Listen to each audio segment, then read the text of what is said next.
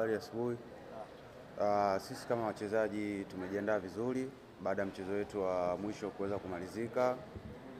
Tukaanza mapema maandalizi ya kujiandaa na mchezo huu. Wachezaji kama 100% wote wako tayari kwa mchezo huu, na leo tunatarajia kufanya maandalizi ya mwisho. Kila mtu yuko sawa na kila mchezaji ana morali wa kupata nafasi wa kuweza. Nadhani sisi kama klabu pia ina malengo yake na sisi kama wachezaji tuna malengo yake, lakini kikubwa ni kufuata maelekezo ya mwalimu, ya coach anavyosema kwamba sisi tunatakiwa tushinde michezo yetu yote.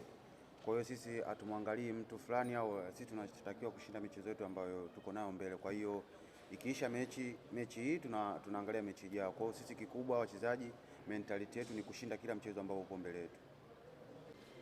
Nashukuru. Kwanza ni kujua ni kufuata maelekezo ya mwalimu, lakini cha pili ambacho ni kikubwa ni kuweza kuwa na muunganiko bora na wachezaji wenzangu, kwa sababu kama mchezaji hujapata game time ya muda mrefu, unapokuwa unaanza kucheza ni lazima upate watu ambao wanaweza kukuongoza, ambao wakakwambia bwana, hapa unatakiwa ufanye hiki, ufanye hivi, na hasa ukizingatia Simba ni klabu kubwa. Kwa hiyo kila mechi kwako unatakiwa utoe kila anachokitoa mwenzako. Ukiangalia mimi kwenye nafasi yangu anacheza mtu ambaye amekuwa akitoa kiwango hiki kwa kila mechi, na ni mchezaji mkubwa, ni mchezaji mzuri ambaye kwangu mimi amekuwa mtu akinisaidia. Kwa hiyo na mimi ninapopata nafasi natakiwa nionyeshe kile ambacho yeye anakitoa.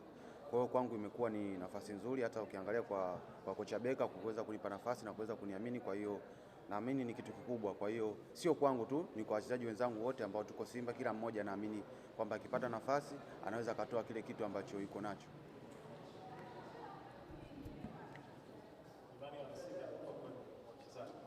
Yeah. Yeah.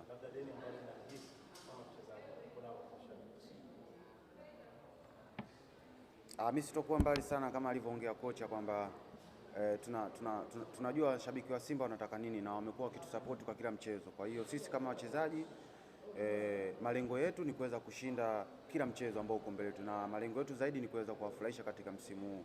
Kwa hiyo tunawashukuru kwa support yao ambao wanatupa, lakini sisi pia tunajitahidi kuwapa furaha ambao wanahitaji.